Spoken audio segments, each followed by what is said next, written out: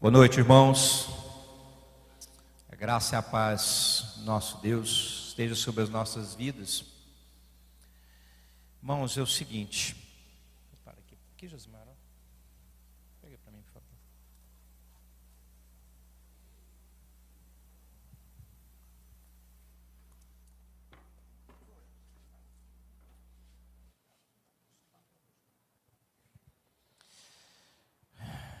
Meus irmãos,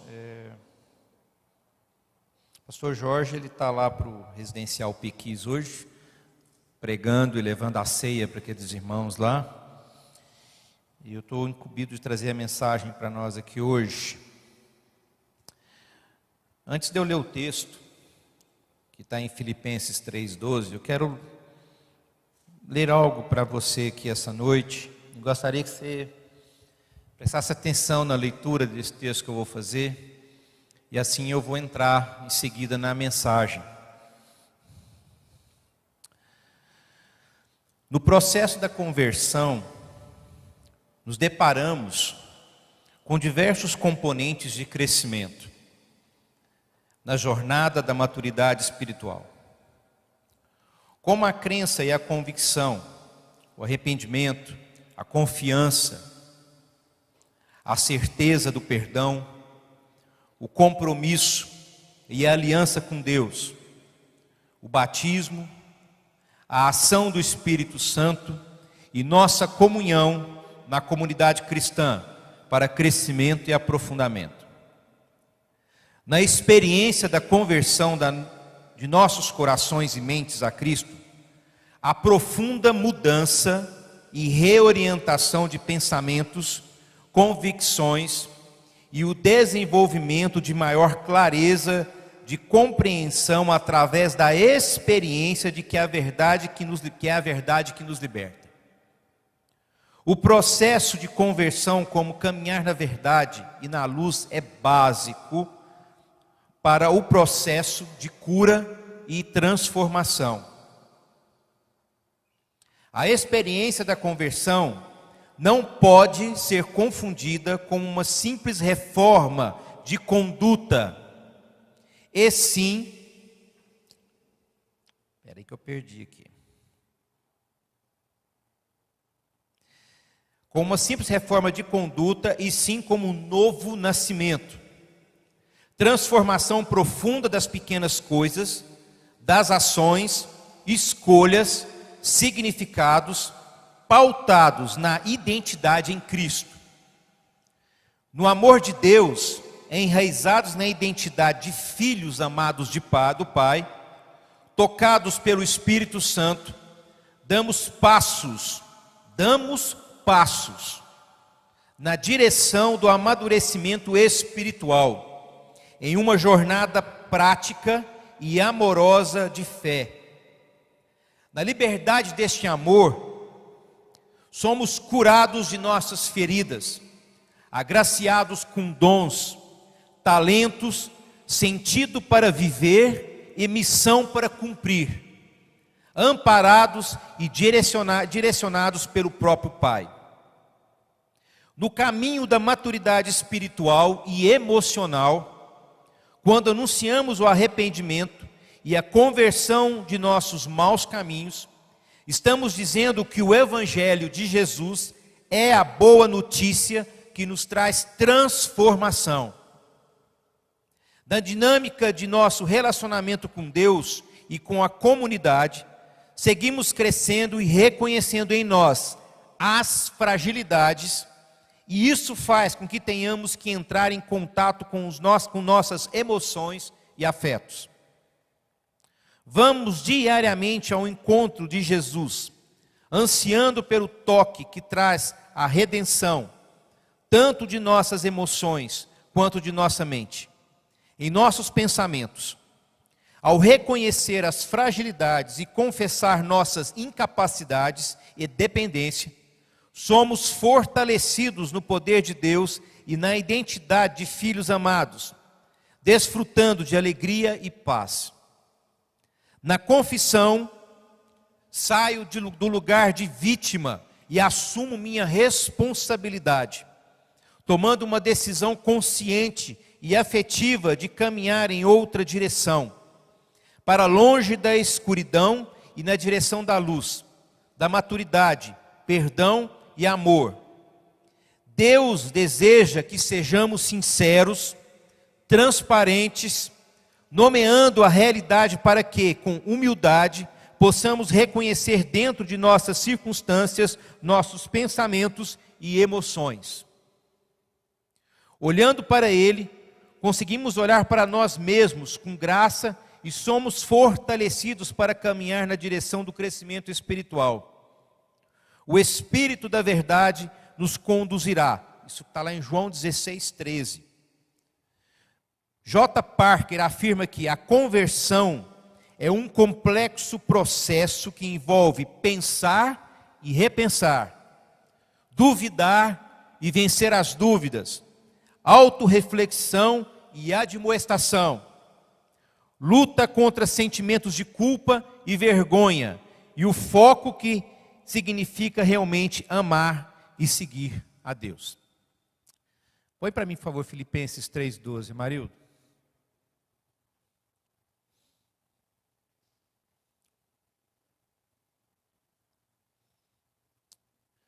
Não que eu já tenha obtido tudo isso, ou tenha sido aperfeiçoado, mas prossigo para alcançá-lo, pois para isso também fui alcançado por Cristo Jesus. Eu fico pensando, quando eu me dirijo a uma igreja, em qualquer lugar, não só aqui, ou em qualquer lugar que a gente às vezes vai pregar, eu fico tentando avaliar e pensar no processo do que é a conversão, para cada um. O que eu li aqui, é o que se espera de uma pessoa que converteu, uma pessoa que encontrou Jesus e teve um encontro real e transformador na vida dela. A palavra aqui é transformação. Transformação. É muito mais do que deixarmos de fazer algumas coisas. É muito mais do que eu deixar de me prostituir, é muito mais do que eu deixar de beber, de fumar, de usar droga, de dar calote no outro, de enganar, de mentir. É muito mais do que isso. É um processo que, na própria palavra de Deus, fala que é um processo interno, que vem de uma ação do Espírito Santo na vida de uma pessoa. Ele me convenceu de quem eu era, me mostrou quem eu era como homem, me mostrou qual era o fim, e vem e me traz a partir de agora você precisa viver uma nova vida. Como eu li aqui, um novo nascimento. Um novo nascimento. E aí vem um ponto que bate, eu não sei se você sabe como lidar com isso, em que eu até li aqui, isso aqui, se você não sabe, eu tirei da revista Ultimato, que é uma revista reformada. E ela fala de um ponto importante, que ela fala da questão de quando eu faço a minha confissão. Você lembra o dia que você veio aqui, no seu batismo e pública profissão de fé, e você fez uma confissão que você dizia que você cria em Jesus Cristo como o seu único e suficiente Salvador. Que você crê na palavra de Deus como única regra de fé e prática. Quando eu faço, ou quando eu fiz essa confissão, eu deixo de ser vítima e passo a ser responsável por aquilo que eu faço. Eu passo a assumir responsabilidades.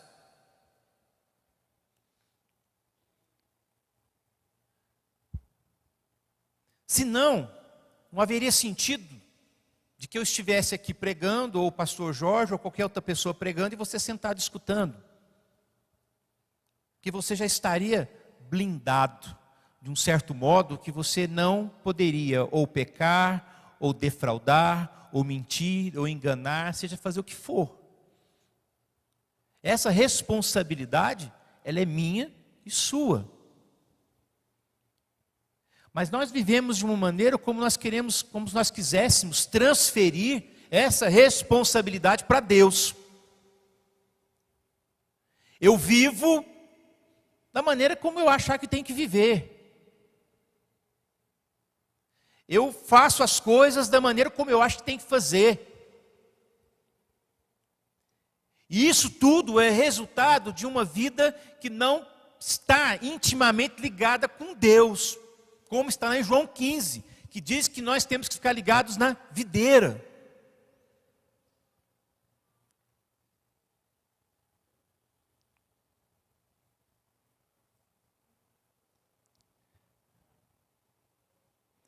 Eu confesso para os irmãos que eu estou muito cansado de religiosidade. Eu estou cansado de religião.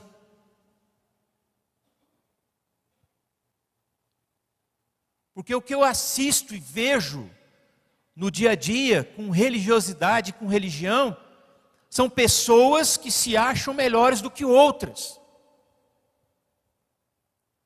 São pessoas que se colocam numa qualidade ou numa posição de julgar a outra.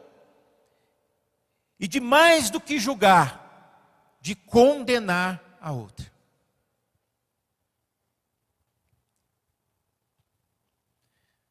Eu tenho tido uma oportunidade esse ano de conhecer muita gente. Muita gente. E muita gente que não é da igreja.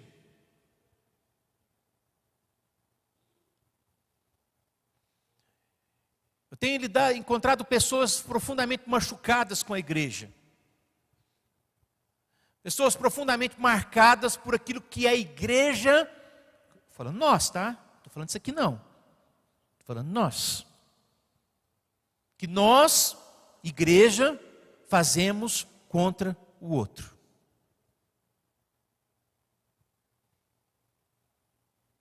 Conheci uma pessoa essa semana, um homem, acredito que seus 35 anos, não sei exatamente a idade dele, mas que chorou profundamente, abraçado com outro, porque havia sido expulso da sua igreja, e a doutrina da igreja proibia a própria família e qualquer pessoa da igreja de falar com ele. Já havia 5 anos que ele não falava com a família dele. Isso é religião.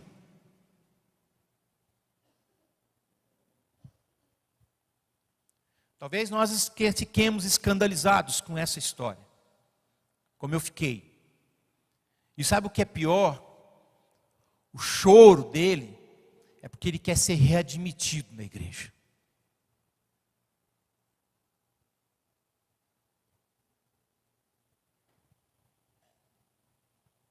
Aí eu pergunto, será que nós estamos muito longe disso? Será que nós não somos? Será que tudo isso que eu li aqui, eu sei que é muita informação, talvez para você captar nos seus detalhes, mas fala muito da questão da experiência da conversão. Porque a experiência da conversão é uma experiência sobrenatural. É uma experiência que traz alívio, é uma experiência que traz renovo, é uma experiência que cura, é uma experiência que transforma, uma experiência de se sentir perdoado e transformado. É por isso que chama-se novo nascimento.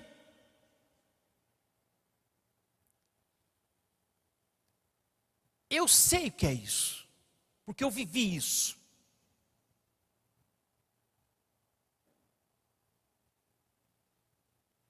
Novo nascimento. Deixando as coisas, como está lá na RA, né, revista atualizada, deixando as coisas que para trás ficam e seguindo para o alvo, que é Cristo. E nessa caminhada, como eu li aqui, a questão, a fruto da conversão, nos dá uma missão, nos dá um propósito. Qual é a sua missão? Qual é o seu propósito?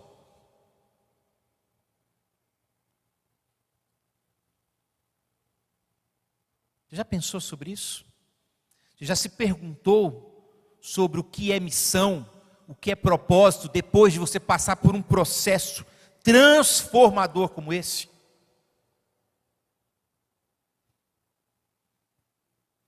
Será que você não está no caminho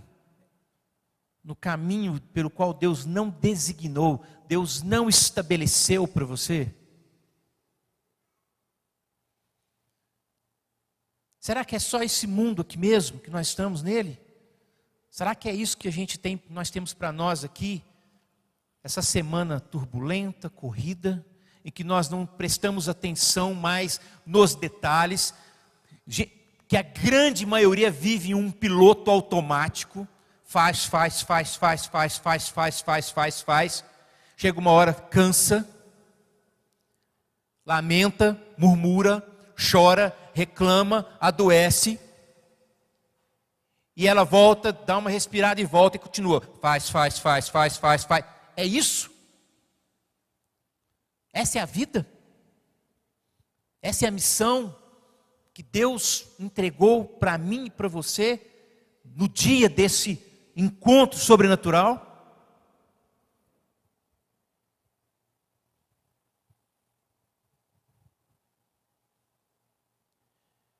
Eu sei que um dia eu estarei lá na eternidade com meu Pai, com meu Senhor. E que aquela experiência que eu vivi do dia da minha conversão, porque eu me lembro dela. Eu me lembro o que aconteceu aqui dentro, o que eu senti. Eu me lembro do que eu pensava. Eu me lembro de como eu agia. Eu me lembro exatamente dos detalhes de tudo aquilo. Eu sei que isso lá vai ser infinitamente maior e melhor do que foi aquilo naquele dia. Porque Paulo fala isso, quando ele volta do terceiro céu, ele fala assim, olha, nem olhos viram e nem ouvidos ouviram o que Deus tem preparado para nós.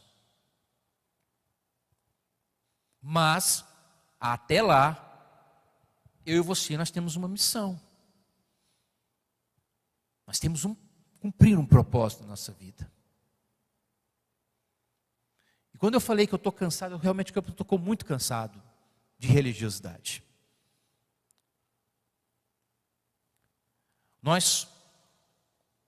Eu me lembro, quando eu me converti, nós éramos extremamente críticos à doutrina ou à maneira, talvez, como a Igreja Católica conduziam as suas missas e tudo mais. Mas nós estamos, em sua grande maioria, fazendo como eles fazem ou faziam. Religiosidade. Somos pessoas que sentamos num banco ou uma cadeira de uma igreja. Assistimos 1 hora, 1 hora e meia de um culto. Assistimos. Nós não participamos. Porque culto é diferente. Culto é adoração. Culto é entrega. Culto é vida. Aí nós fazemos isso, terminamos e tchau. Voltamos, sabe, para aquela vida do fazer,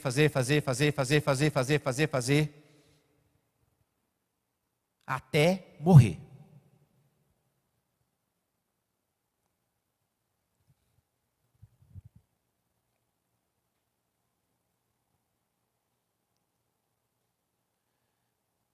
Nós temos muitas pessoas doentes dentro da igreja. Muitas doenças instaladas dentro das pessoas. Muitas pessoas com depressão, com ansiedade, com tristeza, com angústia, com culpa. A gente fala isso aqui, parece que para alguns isso não cai, sabe? Aí quando a gente vai lidar na individualidade com algumas pessoas, as culpas, os traumas, as violências sofridas, os abusos, as mentiras, as traições, as situações mais absurdas que nós podemos relatar e falar de que aconteçam em algum lugar, ou seja, da nossa cidade ou de qualquer lugar desse planeta, que nos assustam, nos escandalizam, estão acontecendo. As pessoas estão sofrendo. E você, em algum grau, está sofrendo. Você, em algum grau, você está angustiado. E algum dia você pode estar vivendo alguma situação que aperta assim profundamente o seu peito. E você se torna um religioso. Porque eu tenho que ser firme. Eu tenho que mostrar quem eu sou. Eu tenho que... A palavra de Deus fala isso, a palavra de Deus fala aquilo. Mas a verdade é que temos muitas pessoas, muitas, eu estou falando de muitas pessoas doentes no nosso meio. Aí a pergunta que vem, que na experiência da conversão de nossos corações e mentes, há profunda mudança e reorientação de pensamentos. Por isso que eu disse que saímos da situação de vítimas e nos tornamos responsáveis. Então, onde está essa responsabilidade, então? Minha e tua. Porque eu falo para você com toda franqueza. 1h30 de culto no domingo não vai alimentar você. Não vai te sustentar. Não vai te curar. Não vai te transformar. Porque você é alimentado diariamente com um monte de porcaria. Diariamente você é alimentado com um monte de coisa que não presta. Quantas horas em Instagram? Quantas horas em Facebook? Música é um lixo. E sabe onde isso entra? Aqui, ó. E se estabelece aqui. É para cá que vem. E daqui para cá é pertinho. E para a ação é mais próximo ainda. Porque para nós agirmos, basta nós termos uma decisão. Por isso que eu falei que quando você toma uma decisão por Cristo, no processo da sua transformação, você é o responsável por tudo aquilo que você faz.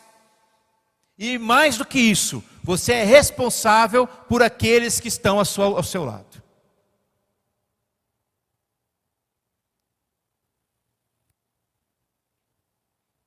E aí o que acontece? Andar com Cristo se torna pesado, penoso, difícil. Porque é exatamente isso. Agora eu quero dizer para você que a palavra de Deus, a Bíblia Sagrada, ela de ponta a ponta, de capa a capa, ela vai nos trata como seus inimigos. Nós somos considerados na Bíblia inimigos de Deus. Se você não sabia disso, fique sabendo. Somos considerados inimigos de Deus. E como inimigos, somente Jesus pode trazer a reconciliação com o Pai, que foi o que Ele fez na cruz do Calvário por nós. E graças a Deus que Ele fez isso. Então nós temos uma oportunidade, e é agora esse tempo que nós estamos vivendo, é agora essa oportunidade de nós estarmos estabelecendo e estarmos ligados ao Pai. Eu sei que ao longo da história, nós tivemos inúmeros momentos de avivamento da igreja. Mas daqueles que eu me recordo, até porque eu sou jovem, década de 70, houve um período de grande avivamento no Brasil, da igreja no Brasil. E na década de 90. um grande período de avivamento da igreja. E eu não sei se você está conseguindo perceber, nós estamos vivendo um momento estranho. É como se houvesse uma opressão, ou uma opressão maligna sobre a terra, sobre a igreja. Até entendo que está dentro daquilo que Apocalipse fala, do processo do cumprimento das profecias. Em que o amor iria se esfriar, que as pessoas iriam se odiar, pais com filhos, filhos com pais, a violência iria se multiplicar. Fala-se da multiplicação do conhecimento. Nos últimos 100 anos para cá, a velocidade com que o conhecimento se aprofundou na história da humanidade é uma coisa. Se você pensar até 1900, andava de cavalo. Quantos milhares de anos a civilização humana ficou parada? E em 100 anos a movimentação e o que aconteceu na Terra nos últimos 100 anos foi muito mais avançado do que em toda a história da humanidade. E a Bíblia fala que isso iria acontecer. O que eu sei, meus irmãos, é que Cristo está à porta para vir. Alguns vão antes. Uma pessoa com uma enfermidade, um câncer, uma doença terminal, vão antes. Mas para nós que estamos ficando, a palavra fala que nós temos que vigiar e orar. Que nós temos que descobrir a nossa missão e o nosso propósito. Que nós temos que estabelecer e fazer a vontade do Pai. É exatamente isso. Mas sabe o que nós estamos preocupados? Nós estamos preocupados com essa terra aqui, gente. Nós estamos preocupados com a cervejinha do final de semana, com a carninha na churrasqueira, nós estamos preocupados com aquela musiquinha sertaneja podre que toca. Nós estamos preocupados com os lixos que nós trazemos para dentro das nossas casas. E aí as coisas começam a não dar muito certo, nós ficamos ali. Aí nós entramos num vício de achar que isso é normal. Isso não é normal. Isso não é normal. Lá em 1 Pedro, Deus fala o seguinte para o povo dele, fala assim, sede santos, porque eu sou santo. Deus requer de nós isso. E não é um pedido não. Lá está no imperativo, sede. É uma ordem para que nós sejamos santos. Para que nós vivamos a santidade. O pecado precisa ser um acidente na nossa vida e não algo premeditado, delineado, definido, premeditado, pensado nos detalhes. Aí sabe quando isso se torna difícil? Quando isso é uma religião. Quando isso é uma religiosidade. Aí fica pesado, fica difícil. Porque não existiu novo nascimento. Não existiu encontro com Cristo. Rendição. Rendição. Se render aos pés de Cristo. Falar assim, Senhor, está aqui minha vida. Você tem coragem de fazer essa oração? Senhor, está aqui, ó. Quem eu sou. Eu gosto muito da Clarice, que é a esposa do pastor Marcelo, que já foram na nossa época aqui contemporâneos. A Clarice, no processo da conversão, ela falava o seguinte, assim, Deus, Clarice sendo extremamente racional, e falava assim, Deus, eu não consigo crer no Senhor. Ela falava isso nas orações dela, ela fazia uma oração lá meio esquisita, mas falava, Senhor, eu não consigo crer no Senhor, eu não creio na sua Bíblia, na sua palavra, eu não creio que o Senhor veio aqui, eu não sinto o Senhor, mas se o Senhor realmente está aí, eu quero sentir isso então, eu quero ter minha vida transformada. Clarice hoje é esposa de pastor. Está junto com ele nessa jornada aí. Uma mulher de Deus. Agora, você tem coragem de falar, Senhor, somente os homens aqui, homens, sacerdotes, Senhor, está aqui então, eu coloco na tua presença agora, diante do seu altar, a minha vida, a vida da minha esposa, a vida dos meus filhos, coloco o meu trabalho, coloco o meu dinheiro, coloco as minhas vontades, coloco os meus desejos, a minha vida inteirinha aqui, e agora o Senhor pode mexer, o Senhor pode mudar, o Senhor pode fazer do jeito que o Senhor quiser, o Senhor pode transformar, o Senhor pode virar de pernas para cima, que eu vou aceitar tudo que o Senhor fizer.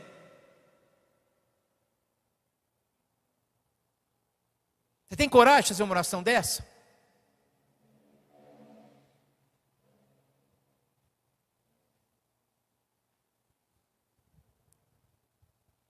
Primeiro, tem gente que não faz porque não crê.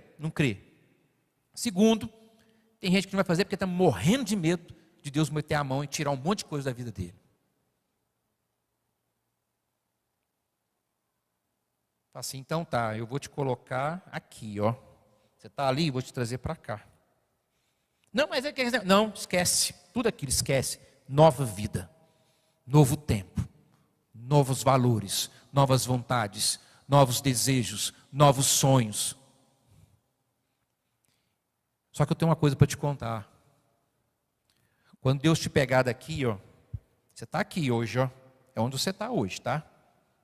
Pensa na tua vida, onde você está hoje. Como você vive, a maneira que você vive. As coisas que você faz. Deus vai te pegar de cá, você vai espernear, você vai gritar, vai doer, e Ele vai te colocar aqui. É quando Ele te colocar aqui, você vai glorificar a Deus, por Ele ter te tirado de lá e trazido para cá. Porque o que Deus tem para você, é muito maior de tudo aquilo que você tem hoje. É muito melhor de tudo que você viveu até hoje, de tudo que você conquistou até hoje. É muito melhor.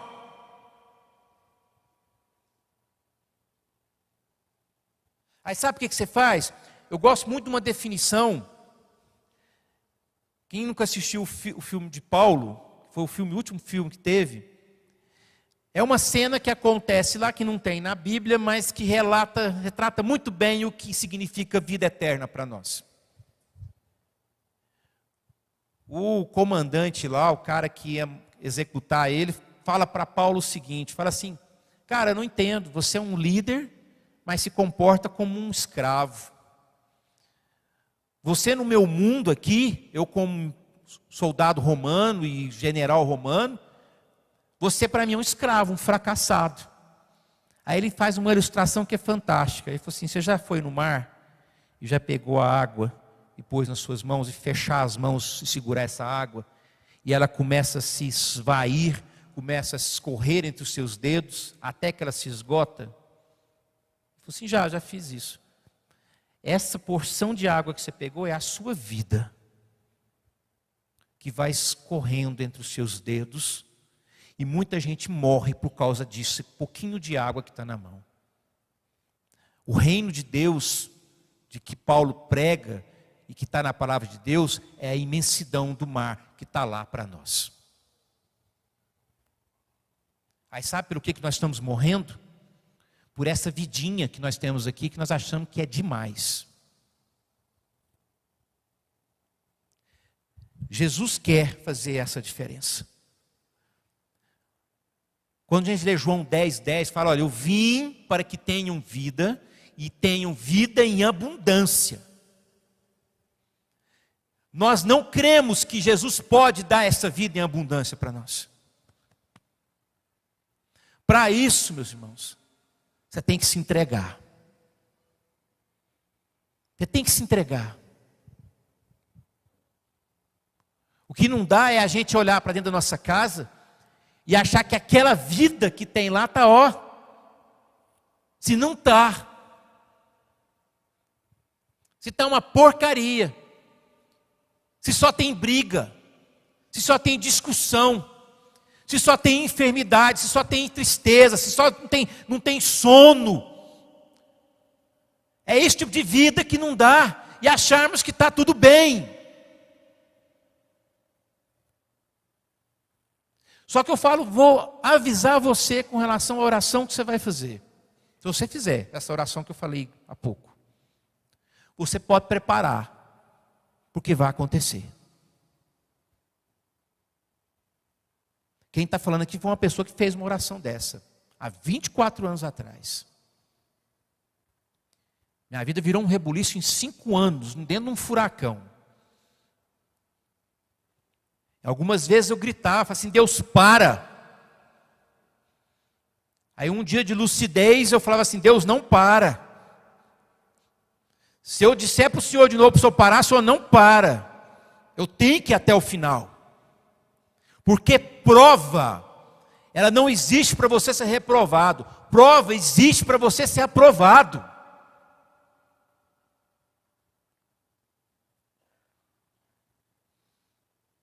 Então, o que você quer? Que tipo de vida que você quer? Que tipo de relacionamento que você quer? Com a sua esposa, com o seu marido, com os seus filhos? Que tipo de relacionamento que você quer profissionalmente falando? O que você quer? Eu sei que Deus pode fazer muito mais. Eu sei que Deus pode fazer muito mais por cada um de nós aqui. Ele não iria à cruz do Calvário morrer se não fosse algo muito sério, se fosse algo realmente importante, que pudesse realmente, fosse algo que fosse necessário mandar o Filho de Deus morrer na cruz, por mim e por você. Então você precisa, por isso que falei que o processo de conversão envolve a gente pensar e repensar, até duvidar, mas eliminar as dúvidas. Rever nosso comportamento, rever os nossos pensamentos, rever os nossos valores, rever. Não dá para você viver a semana inteira de uma maneira como se não houvesse inferno, como se não houvesse céu, porque existe, como se não houvesse morte, porque existe. Alguma coisa aconteceu. Existia uma pessoa lá, e de repente não está lá mais.